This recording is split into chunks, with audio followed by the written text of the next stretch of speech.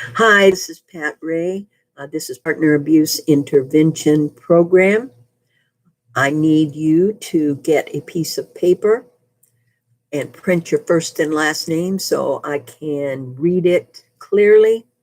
Put today's date and the topic for PAIP today. Make sure you put PAIP on there as the type of group. And the topic is going to be self-evaluation. Do you know the facts? Okay. At the end of the program, we have um, a final worksheet that you are to do.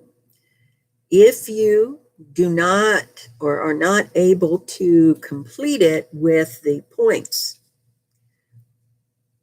that you are required to know, then you will have more groups. You will have to have your program extended. Please understand that the program is a minimum of 25 weeks. And I know we are looking forward to that 25th group, want to get done, want to get on with our life. And I understand that totally. But counting groups means nothing if we do not know the program concepts.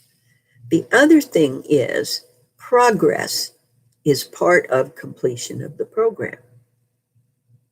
We all hold beliefs.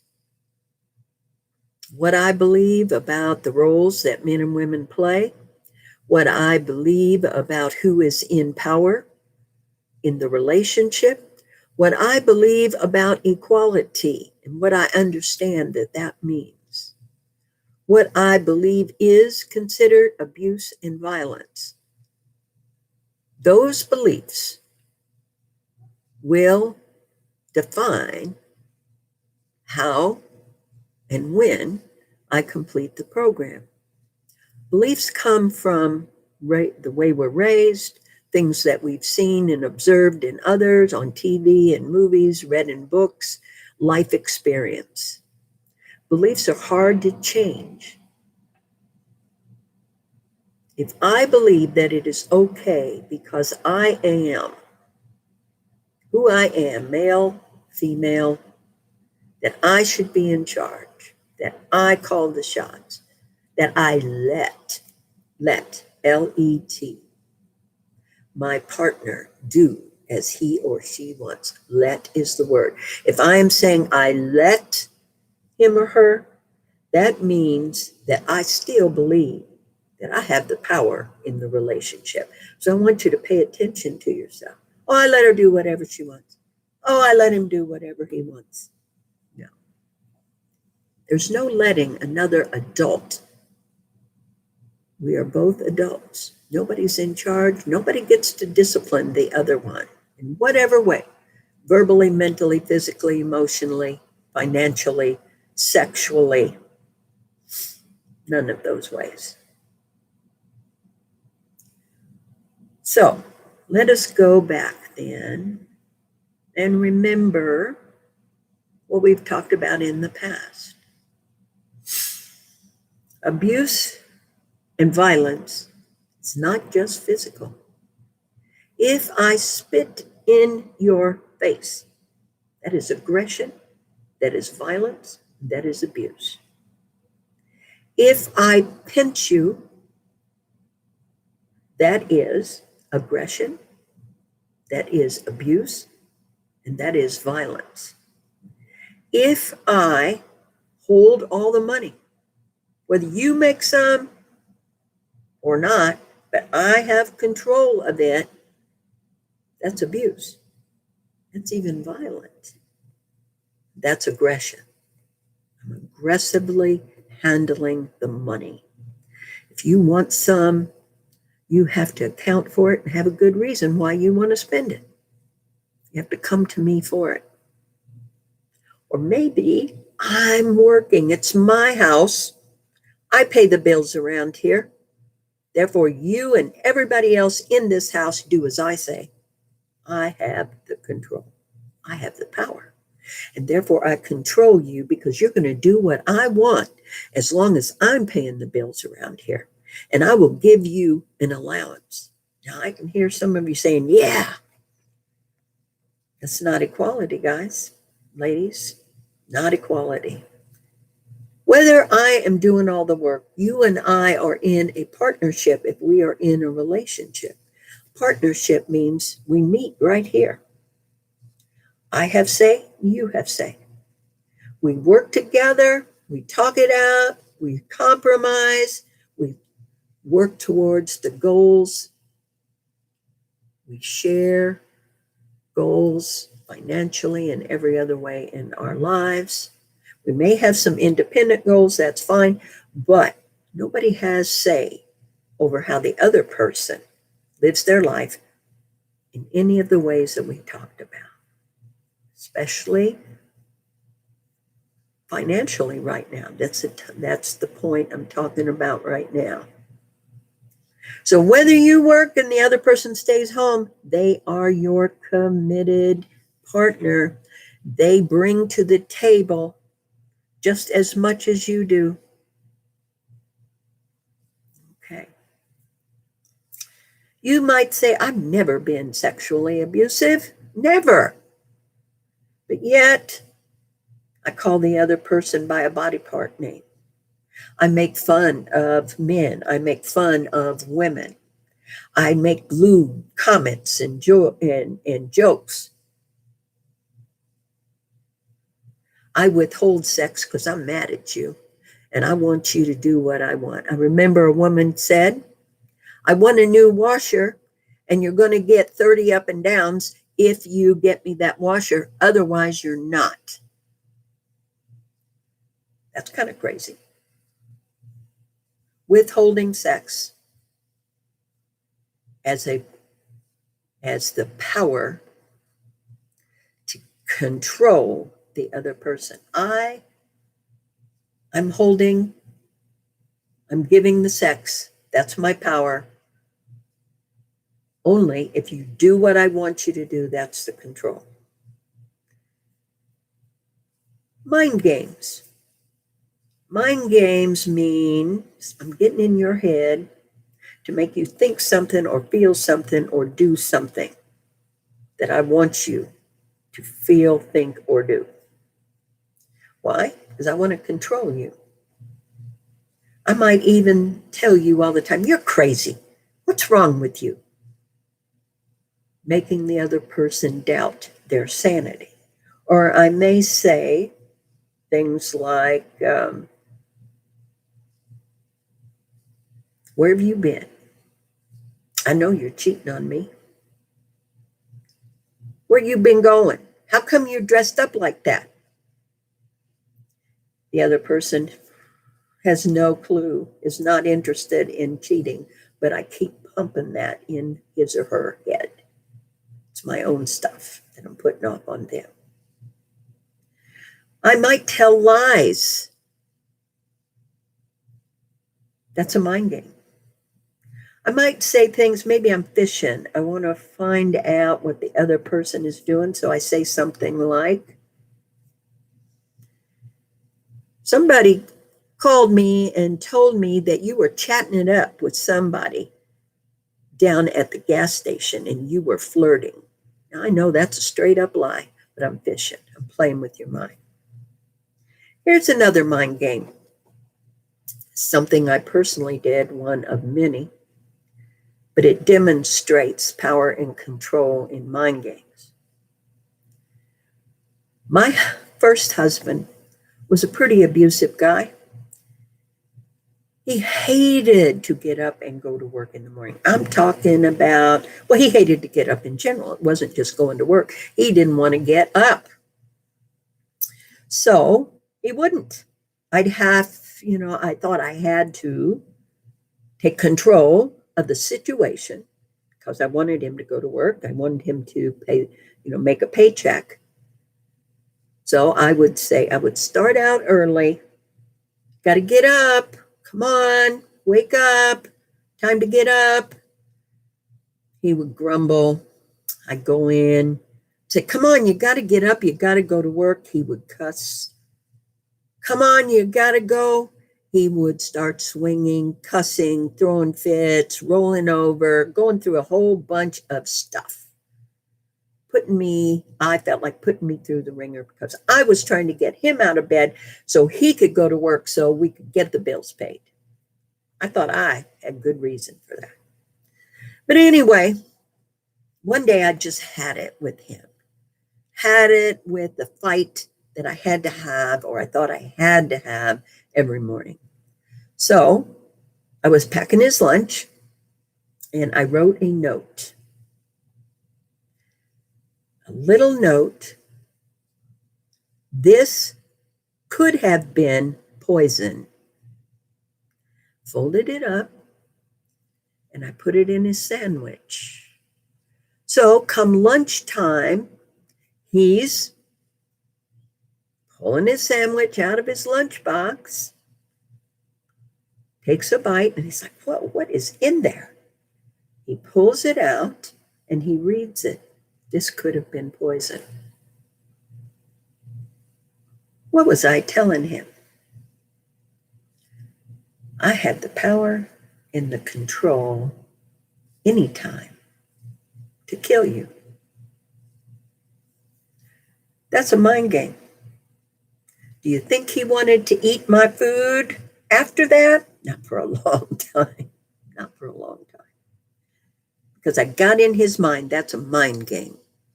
Now, you may have some more. As part of your homework assignment, I need to know what they are. Okay.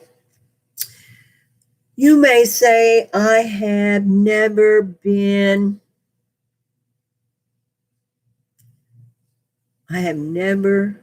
spiritually abusive. There's that let word, I let my partner practice any religion, any faith, any spiritual program that he or she wants. Number one, we don't let another adult. We are not their parent. They are grown just like we are. Or we may say, I am of this faith, and nobody in my household is going to practice anything different. Spiritual abuse. In other words, we don't allow it in our house. We don't allow the person to express their faith or practice their faith. Or we just nag, browbeat them down where they have no spirit left. So spiritual abuse, mental abuse, psychological abuse, playing with emotions, saying you're angry when you're not to get a rise out of them, holding the money, having control of the money, having control over whether sex is had or not had, making lewd comments, all forms of abuse. Now, a big part of this program is about equality. Equality. I'm a woman and I have the same amount. I'm as equal as my partner is. I'm a woman, he's a man. Nobody is better than or more superior than the other. So I want you to think about this for a minute. I'm going to ask you this question. You run like a girl. Now, ladies, if you run like a girl, that's perfectly fine. You are a girl. Men, you tell another man, you run like a girl. What do you say? You are saying men are superior, and therefore to run like a girl is an insult. What's wrong with being a girl? What's wrong with being a woman? Men and women are equal. That is the underpinning of this program. Nobody has power over the other one. Okay. Now, today in this world, the B word, otherwise known as bitch, is so common. That's my bitch. Hey, you bitch. I'm a bitch. We use that word every kind of way. Noun, adjective, adverb, whatever. A bitch is a dog. When I call someone that, I am saying you are not human. You are an animal. And therefore, I have power over you. Ah, you say, what? That's what it means? Yes, it is. We don't use that word. And if you are using that word on a regular basis, of course, you have the choice to. But I want you, in order to complete this class, I want you to research that word, where it came from, why people use it. I want information. You can Google that. And I don't want one sentence. Okay? All right. Now, here's the deal, guys. To get out, and ladies, to get out of this program, I want you to really take a look at what happened. At the end of this program, if I am hearing, well, she said, or he accused me of, or I can't believe I had to do all of this because of them, I'll be more careful next time. I'm not going to pick somebody like that. Those comments and similar ones tell me that we haven't moved past square one. I want some soul searching. I want some accountability. Just like going back to my story with the note in the sandwich. My husband was an abusive person. He was physically, mentally, emotionally abusive. He could not control his anger. He had an explosive anger. Those things are true. The other truth is I was abusive and manipulative and controlling. I eventually not only played mind games, but I became physical. I hit him between the eyes with the stacked-heeled shoe. Another husband, I hit him in the nose and I had my keys in the hand and I cut his nose open. So there are many ways to be abusive, okay? No matter what the other person did, I am still 100% responsible for my part in it. There are no excuses.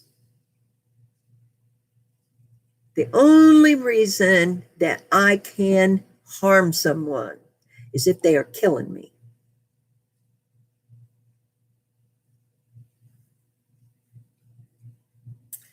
If they are trying to take my life, then I fight with everything I have to protect myself or to protect my children, my family.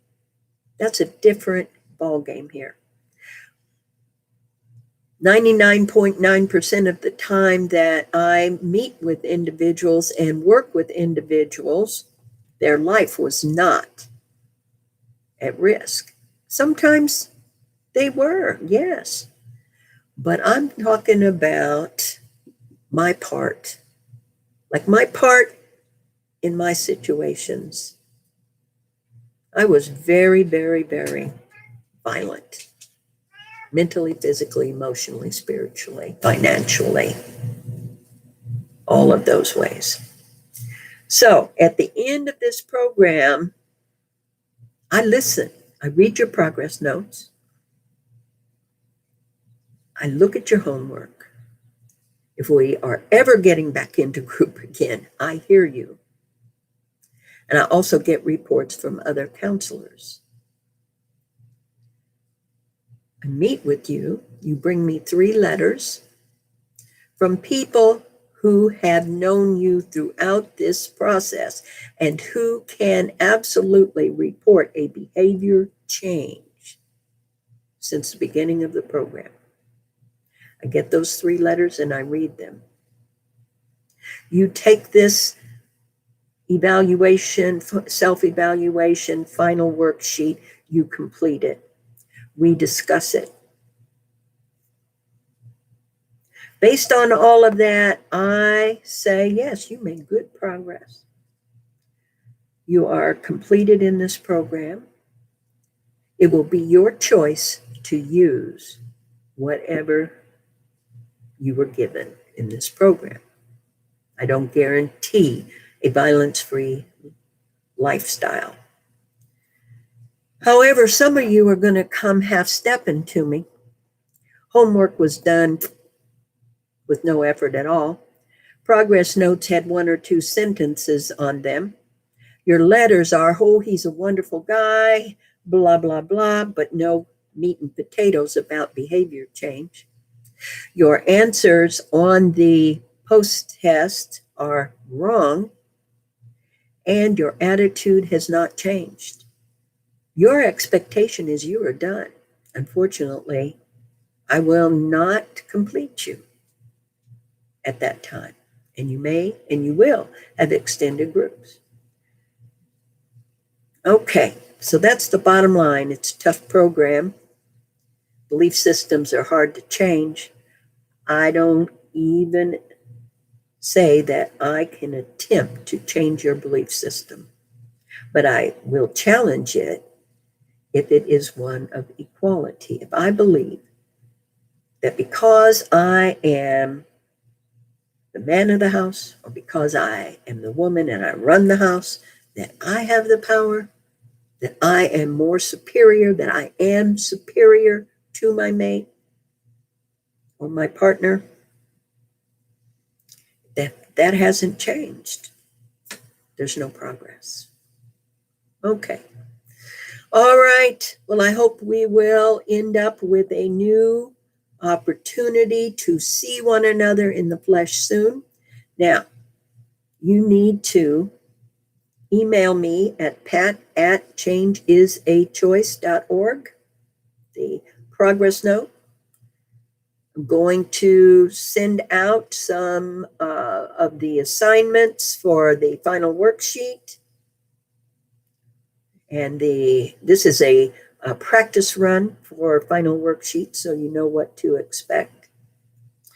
So you can text me, email me, or drop off your homework and your progress note. Between the hours of 9 a.m. and 1 p.m., call us. Tell us you are coming. You can drop off your payment. If you're paying cash, you will bring the exact cash. You can bring checks or money orders, or you can mail checks or money orders to 300 South Broadway, Suite 110A as in Apple, in Urbana, 61801, or you can call and pay over the phone. To get full credit, I need a progress note, I need your homework, and I need your payment. So please do all of those. You can drop everything off at the office, either 9 a.m. to 1, Monday through Friday, or or 5 to 6 p.m. Monday through Thursday. Keep in touch with me. If you don't hear anything, if you don't get what you need, please call me, 217-954-1128.